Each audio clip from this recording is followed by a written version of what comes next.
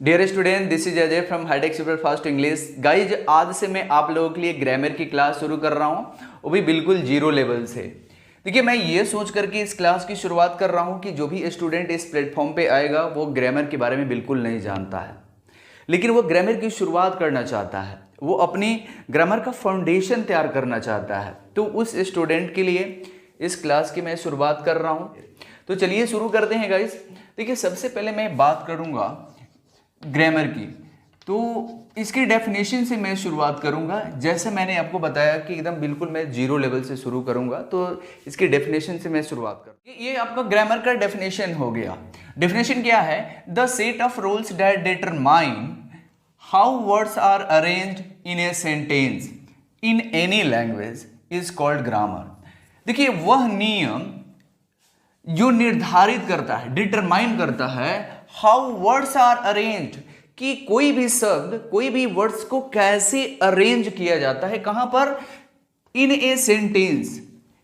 कोई भी वर्ड किसी सेंटेंस में कैसे अरेंज करना है, चाहे वो कोई भी लैंग्वेज हो, कोई जरूर नहीं है कि सिर्फ इंग्लिश, कोई भी लैंग्वेज हो, दुनिया का XYZ कोई भी लैंग्वेज हो, उसमें वर्ड को कैसे अरेंज करना है, उसी को हम ग्रामर कहते हैं। यानी कि ग्रामर का जो मेन काम होता है वो किसी सेंटेंस में वर्ड को कैसे अरेंज करके उसका मीनिंगफुल जो अर्थ हम निकालते हैं, उसी को हम क्या बोलेंगे? ग्रामर बोलते हैं। ग्रामर के पार्ट्स के बारे में जान लेते हैं कि ग्रामर को कितने पार्ट्स में डिवाइड किया गया है और पूरे ग्रामर में हमको क्या क्या चीज़ें पढ़ना है। तो देखिए, मेनली जो है ग्रामर को 5 पार्ट्स में डिवाइड किया गया है, और ये 5 चीज़ों को ऊपर अगर हमने कमांड कर लिया तो हमें नहीं लगता है कि फिर से दोबारा आपको ग्रामर पढ़ने की ज़रूरत है। और लगभग आप 50 से 60% आप लगभग कमांड कर लेंगे ग्रामर पर। तो देखिए, पहला आपको पढ़ना है आपको ऑर्थोग्राफी। ऑर्थोग्राफी का मतलब होता है वर्ण विचार। वर्ण विचार का मतलब ये होता है कि आप वर्ण को कैसे बनाएंगे, आप जैसे लेटर्स को कैसे आपको अरेंज करना है, इसमें हमें सीखना है। कहाँ पर किस लेटर का हमें अरेंज करेंगे कि उसका मीनिंगफुल अर्थ निकले, तो ये हमें सीखना है ऑर्थोग्राफी में। दूसरा है आपका एटिमोलॉजी। इसका मतलब होता है शब्द विचार। शब्द विचार का मतलब कि हमें वर्ड को कैसे बनाना है। जैसे लेटर को अरेंज करते हैं तो वर्ड बनता है, तो अब सभी लेटर को आप अरेंज कर देंगे तो सभी का अर्थ आपको सही सही नहीं निकलेगा, कुछ गलत भी हो जाएगा। तो ये हमें सीखना है आपको किसमें? एटिमोलॉजी में, कि कैसे हमें शब्द बनाने हैं। उसके बाद से आपका सिंटेक्स। सिंटेक्स का मतलब होता है वाक्य विचार।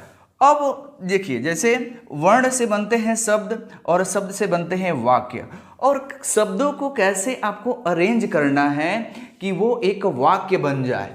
अब सभी शब्द को आप अरेंज कर देंगे तो वो वाक्य नहीं बनेगा, बहुत बार वो गलत भी हो जाता है। तो उसी को क्रमबद्ध तरीके से हमें सीखना है कि शब्दों को कैसे हमें अरेंज करना है कि उसका एक मीनिंगफुल, उसका एक सही तरीके से एक अर्थ निकले। तो ये हम सीखेंगे किसमें? तो सिंटेक्स में हम सीखेंगे। इसके कितने टाइप्स होते हैं, इस कितने भागों में इसको डिवाइड किया गया है वाक्य को, तो ये हमें सीखना है आपको सिंटेक्स में। नेक्स्ट है आपका पंचुएशन, चौथे नंबर पर। पंचुएशन का मतलब होता है चिन्ह विचार।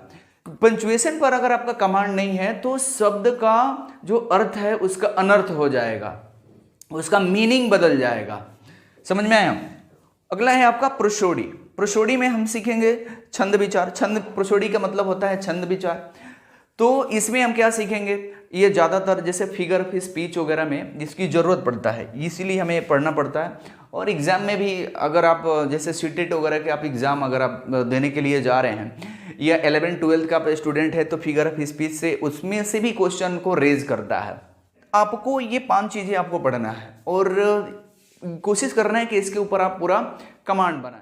तो हम लोग शुरुआत करने वाले हैं वर्ड से। इसके पहले मैंने आपको समझा दिया कि ग्रामर के कितने टाइप्स होते हैं, ग्रामर को कितने भागों में डिवाइड किया गया है और क्या क्या चीज़ें हमें पढ़ना है। तो देखिए, बाकी जो इसके पहले वाले हैं, जैसे लेटर्स क्या होते हैं, तो लेटर से कैसे शब्द बनते हैं, तो ये सब बेसिक चीज़ें हैं और मेरे ख्याल से आपको ये चीज़ें पता है, तो इसीलिए मैं डायरेक्टली वर्ड से शुरू कर रहा हूँ।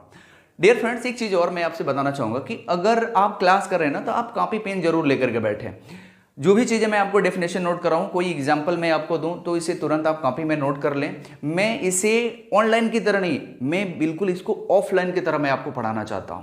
आपको वो फीलिंग आएगा जो आपको एक ऑफलाइन में फीलिंग मिलता है। समझ में आ गया गाइस? तो चलिए देखिए, सबसे पहले मैं आपको डेफिनेशन बता देता हूं वर्ड का, कि वर्ड का डेफिनेशन क्या होता है और इसे आपको ध्यान से समझना है। आपको एक चीज समझ लेना है कि वर्ड हम किसको बोलेंगे। देखिए, लेटर्स का वह समूह, लेटर्स जो लेटर्स होते हैं यानी कि वर्ण, वर्ण का वह समूह जिसको अरेंज करने के बाद एक मीनिंगफुल अर्थ निकले, उसी को हम बोलते हैं वर्ड बोलते हैं। हर कोई वर्ड नहीं हो सकता है। जैसे एग्जाम्पल आप समझिए, जैसे एस बी ऐसे ऐसे आपने लिख दिया जेड तक। कोई भी वर्ड अगर आपको लिखना हो, कोई भी शब्द अगर आपको लिखना हो, तो आप क्या करते हैं, लेटर को आप अरेंज करते हैं। जैसे अगर आपको लिखना है प्ले फॉर एग्जाम्पल, तो आपने क्या लिया, पी लिया, एल लिया, ए लिया, वाई लिया, तो इससे क्या बन गया, इससे एक मीनिंगफुल वर्ड बना, एक वर्ड बना है ये, जिसका अर्थ निकलता है खेलना। तो इसको हम क्या बोलेंगे, ये आपका कहलाएगा वर्ड कहलाएगा। लेकिन अगर इसी को आप कुछ ऐसे लिख देते हैं ये करके, और ये अगर आप ऐसे कर देते हैं, तो इससे भी तो ग्रुप ऑफ लेटर ए भी है, लेकिन क्या ये वर्ड है? नहीं, इसको हम वर्ड नहीं बोलेंगे। क्यों? क्योंकि इसका मीनिंगफुल सेंस नहीं निकल रहा है, इसका कोई अर्थ नहीं है। समझ में आया आपको? अब मैं आपको सेंटेंस समझा देता हूं कि सेंटेंस क्या होता है। देखिए, सेंटेंस अगर आपको समझ में आ गया ना, तो बाकी आपको चीजें समझने में आसान होगा। और ये आपको जब आप नरेशन या वॉइस आप जब पढ़ेंगे तो इसकी जरूरत पड़ेगा। देखिए, अभी मैं आपको बेस बना रहा हूं ताकि ये चीजें जो है ना आपको जरूरत पड़ेगा। तो सेंटेंस को हम लोग समझ लेते हैं। देखिए, a sentence can be a word और ये group of words that make a complete sense, that is called sentence. Sentence क्या होता है? सेंटेंस एक वर्ड का भी होता है, एक वर्ड का भी होगा तो भी सेंटेंस कहलाएगा, और ये ग्रुप ऑफ वर्ड का भी होगा तो भी सेंटेंस कहलाएगा। क्यों कहलाएगा, अभी मैं आपको समझा देता हूं। सेंटेंस का मतलब आप क्या समझते हैं कि सेंटेंस का मतलब ये कि पूरा एक वाक्य हो? ऐसा कुछ नहीं है। सेंटेंस का मतलब ये होता है कि आप अपनी बात किसी दूसरे को चाहे एक वर्ड में समझा दें या पूरा इतना बड़ा सेंटेंस से आप उसको समझाएं, वो सेंटेंस कहलाएगा। देखिए, आप यहां समझिए, एग्जांपल से मैं आपको समझाता हूं। ही रीड्स ए नोवेल, वह एक नोवेल पढ़ता है, राइट? ये क्या हो गया, एक सेंटेंस हो गया। दूसरा सेंटेंस देखेंगे, डज ही रीड, क्या वो पढ़ता है? तो ये भी आप कहेंगे कि सर ये भी एक सेंटेंस है। चलिए, बहुत अच्छा, वेरी गुड। तो इसका आंसर आप क्या दोगे? आप बोलोगे यस या तो आप बोलोगे नो।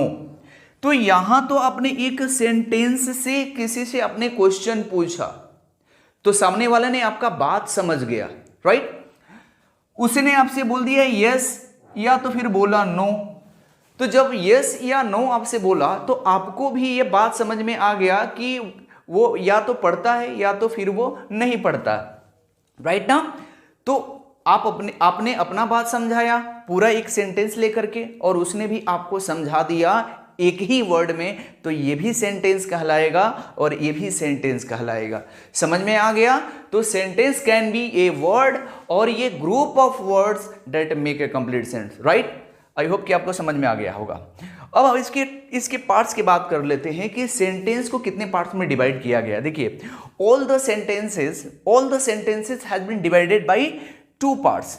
किसी भी सेंटेंस को 2 भागों में डिवाइड किया जाता है। पहला होता है आपका सब्जेक्ट और दूसरा होता है आपका प्रेडिकेट। किसी भी सेंटेंस में, दुनिया के कोई भी सेंटेंस आप ले लो, उसके 2 ही पार्ट्स होते हैं। पहले पार्ट्स को हम बोलेंगे सब्जेक्ट और दूसरे पार्ट को हम बोलेंगे प्रेडिकेट। देखिए, अगर आपको सब्जेक्ट समझ में आ गया तो आपके लिए प्रेडिकेट बहुत आसान होगा। और यही के लिए नहीं, आप पूरे ग्रामर में इसकी जरूरत पड़ेगा। अब ऐसा नहीं है कि आप यहां पर अगर छोड़ देंगे तो आगे इसकी जरूरत नहीं पड़ेगा। हर जगह इसका जरूरत पड़ने वाला है, चाहे आप वॉइस पढ़ लें, चाहे नरेशन पढ़ लें, चाहे आप टेंस पढ़ लें, कोई भी अगर आप पढ़ेंगे ना, सब्जेक्ट की जरूरत पड़ेगा ही पड़ेगा। जैसे ये कह सकते हैं ना कि ये जैसे बारात में अगुआ की जरूरत पड़ता है, जब तक शादी नहीं हो जाती तब तक उसकी जरूरत पड़ती है, तो वैसे ही आपका ये सब्जेक्ट है, हर जगह इसका जरूरत पड़ेगा। आप अगर वॉइस भी पढ़ेंगे उसमें भी जरूरत पड़ेगा, आप नरेशन भी पढ़ेंगे उसमें भी जरूरत पड़ेगा, टेंस भी पढ़ेंगे, हर जगह इसकी जरूरत पड़ना है। तो इसीलिए इसको मिस नहीं करना है, एक एक करके इसको समझ लेना है। इसके डेफिनेशन को सबसे पहले समझ लेते हैं। A subject is a part of a sentence that contain the person और things performing the action in a sentence. देखिए सब्जेक्ट क्या होता है, वो उसी सेंटेंस का एक पार्ट होता है जो क्या करता है, वो कुछ भी हो सकता है, वो पर्सन भी हो सकता है सब्जेक्ट के रूप में, वो कोई वस्तु भी हो सकता है, कोई एनिमल भी हो सकता है, मतलब कुछ भी सब्जेक्ट के रूप में हो सकता है जो उस सेंटेंस में परफॉर्म कर रहा हो। समझ में आ गया आपको? यानी कि सब्जेक्ट के रूप में कोई पर्सन भी हो जाएगा, कोई व्यक्ति भी हो जाएगा, कोई वस्तु भी हो जाएगा, जो उस सेंटेंस में परफॉर्म करता हो, उसी को हम क्या बोलते हैं, तो सब्जेक्ट बोलते हैं। देखिए सब्जेक्ट एक वर्ड का भी हो सकता है और सब्जेक्ट एक से ज्यादा वर्ड का भी हो सकता है। तो जैसे आप देखेंगे, जैसे सीता सिंग्स वेल, ये एक सेंटेंस है और इसमें परफॉर्म करने का काम कौन कर रही है, तो सीता कर रही है। तो डेफिनेटली इस सेंटेंस में सीता क्या हो जाएगी, तो सब्जेक्ट हो जाएगी, राइट। तो मैंने कहा था कि सब्जेक्ट एक वर्ड का भी हो सकता है, तो यहां पर अगर आप देखेंगे तो सीता एकलौता यहां पर सब्जेक्ट है, राइट। अब देखिए Rahul and Aman learn English. अब यहां पर क्या है कि Rahul and Aman learn English, तो सब्जेक्ट एक वर्ड का भी हो सकता है और एक से ज्यादा वर्ड का भी हो सकता है। तो राहुल एंड अमन यहां पर क्या हो गया, तो दो वर्ड हो गया। ध्यान देंगे यहां पर दोनों ही सब्जेक्ट है और दोनों ही इस सेंटेंस में क्या कर रहे हैं, परफॉर्म कर रहे हैं। तो ये रहा आपका सब्जेक्ट। अब आपको ये जानना है कि सब्जेक्ट जो होते हैं वो कितने टाइप्स के होते हैं। माय डियर फ्रेंड, सब्जेक्ट जो होता है वो दो टाइप का होता है, आपको इसे समझना है। कितने टाइप के होते हैं, तो दो टाइप का आपका सब्जेक्ट हो जाएगा। पहला सिंपल सब्जेक्ट कहलाएगा और दूसरा कंपाउंड सब्जेक्ट कहलाता है।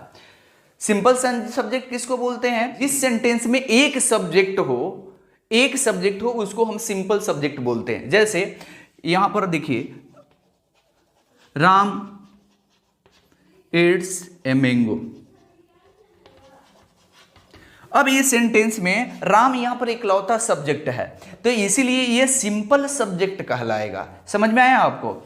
अगर यही सेंटेंस आपको ऐसे रहता, जैसे यहां पर देखेंगे राम एंड यहां पर कर दीजिए श्याम ईट अ मैंगो।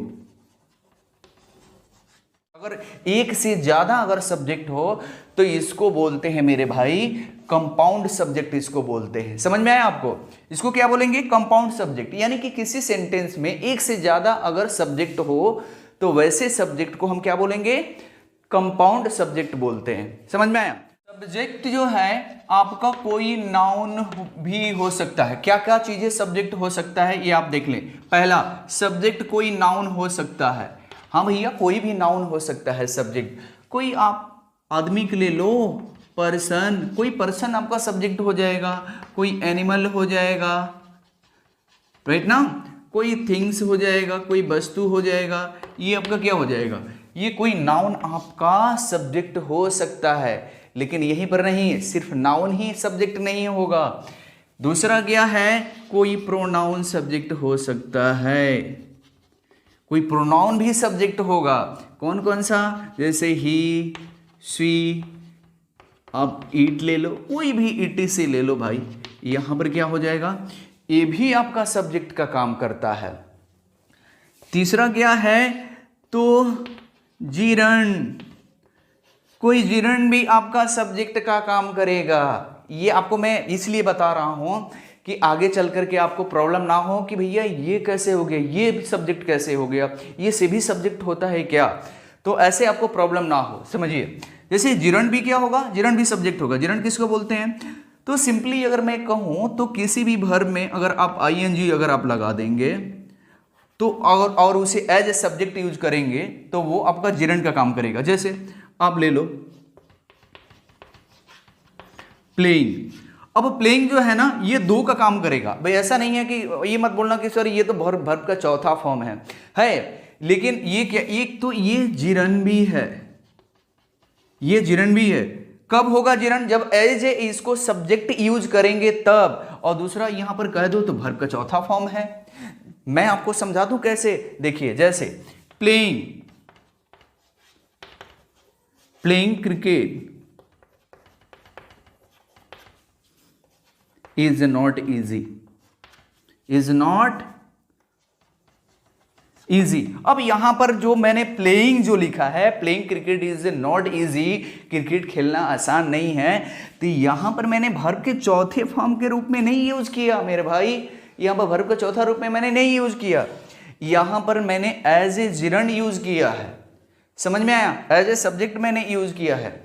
अगला क्या हो सकता है? Subject can be a infinitive, subject एक इंफिनिटिव भी हो सकता है। क्या हो जाएगा? सब्जेक्ट आपका एक इंफिनिटिव भी हो जाएगा। इंफिनिटिव का मतलब आप जैसे आप वर्ब के साथ आप टू जब लगाते हैं तो उसको हम इंफिनिटिव बोलते हैं। तो टू प्लस आप ऐसे कर लीजिए, वर्ब का पहले फॉर्म को हम बोलते हैं इंफिनिटिव।